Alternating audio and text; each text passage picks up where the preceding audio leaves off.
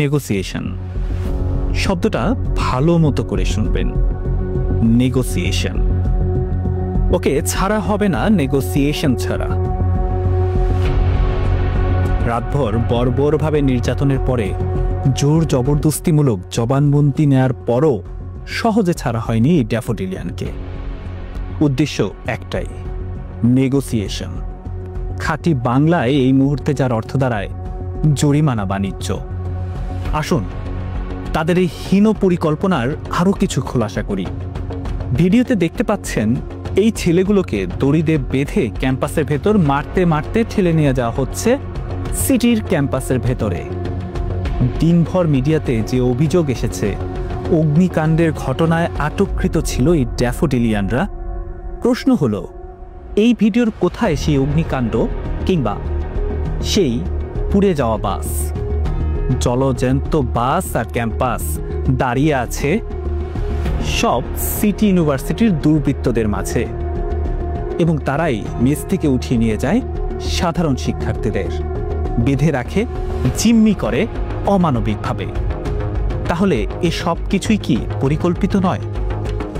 দিনভর মিডিয়ায় উঠে আসা সিটি ইউনিভার্সিটির দুর্বৃত্তদের সব অভিযোগ কি মিথ্যে নয়?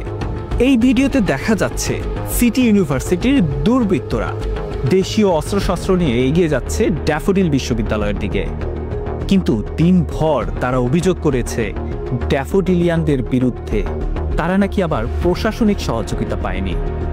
এ তো লিটারেলি চোরের মুখে রাম নাম। তবে যে সিটি ইউনিভার্সিটির কিছু অসহায় নারী শিক্ষার্থীরা অভিযোগ করলো তাদের ঘুমন্ত ভাইদের উপর নাকি অতর্কিতে আক্রমণ করা হয়েছে, আমাদের ঘুমন্ত শিক্ষার্থীদের উপর আক্রমণ করা হয়েছে এবং তাদের উপর গুলিবর্ষণ করা হয়েছে, এবং কি কয়েক দফা পেট্রোল বোম, ককটেল এবং কি গুলিও তারা করছে। আদতে জেগে জেগে ঘুমানো এই অসহায় নাটকবাজ আপুদের ঘুম ভাঙবে তো?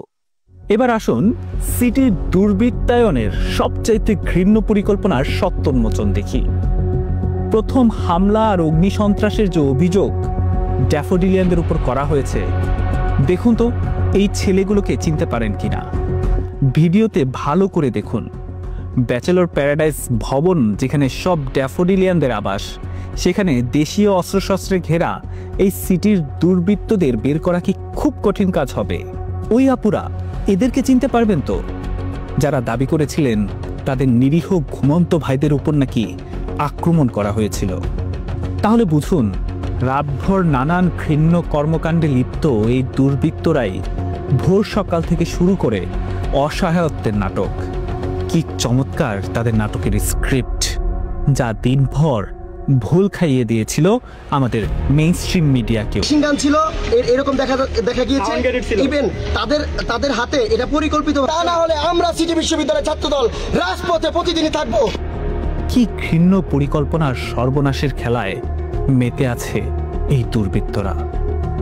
আপনাদের মিডিয়া ম্যানিপুলেশন তো অনেক হলো, এবার না হোক সত্য উন্মোচন।